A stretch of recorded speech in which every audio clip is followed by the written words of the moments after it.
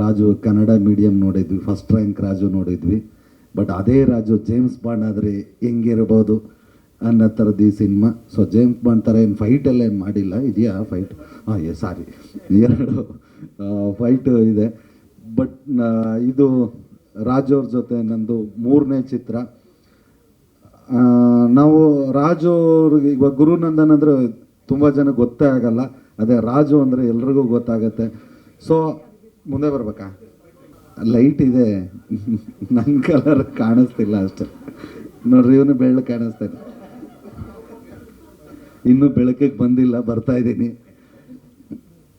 ಹಂಗಾಗಿ ಇದೊಂದು ಆ ಒಂದು ಕಾಮಿಡಿನೂ ಬಿಡದೆ, ಜೊತೆಗೆ ಸ್ವಲ್ಪ ಇದು ಫಸ್ಟ್ ರಾಜು ಅವ್ರಿಗೆ ಒಂದು ಹೊಸ ಥರದ ಅನುಭವ ಇರೋಂಥ ಪಿಕ್ಚರು. ಬಟ್ ಹಂಗಾಗಿ ಪ್ರೇಮಿಗಳ ದಿನಾಚರಣೆ 14ನೇ ತಾರೀಕು ಜೇಮ್ಸ್ ಬಾಂಡ್ ಬರ್ತಿರೋದೆ ಒಂದು ಸ್ಪೆಷಲ್ಲು. ಎಲ್ಲ ಗುಲಾಬಿ ಹಿಡ್ಕೊಂಡು ಬಂದರೆ ನಮ್ಮವರು ಪಿಸ್ತೂಲ್ ಹಿಡ್ಕೊಂಡು ಬರ್ತಿದ್ದಾರೆ. ಇದರಲ್ಲಿ ನಂದು ಮತ್ತು ಅಚ್ಯುತ್ ಸರ್ದು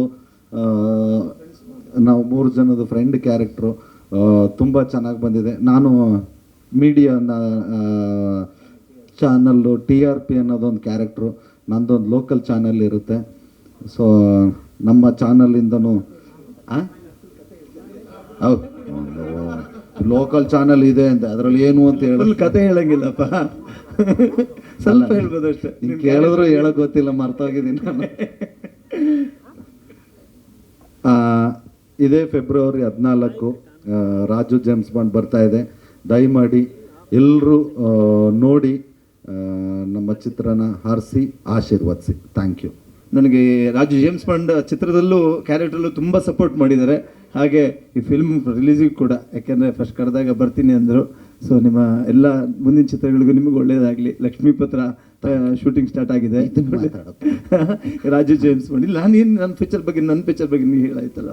ಸೊ 14th ರಿಲೀಸ್, ನಮ್ಮದು ಪ್ರೀ ರಿಲೀಸ್ ಇವೆಂಟಿಗೆ ಬಂದಿದ್ದಕ್ಕೆ ರಾಜನಿಗೆ, ಚಿಕ್ಕಣ್ಣಗೆ ಮತ್ತೊಮ್ಮೆ ಧನ್ಯವಾದಗಳು. ಥ್ಯಾಂಕ್ಸ್ ಅನ್ಬೇಕಿಲ್ಲ, ನಮ್ಮ ಸಿನಿಮಾ, ಸೊ ನಮ್ಮ ಕರ್ತವ್ಯ ಬರೋದು ಕಲಾವಿದರಾಗಿ.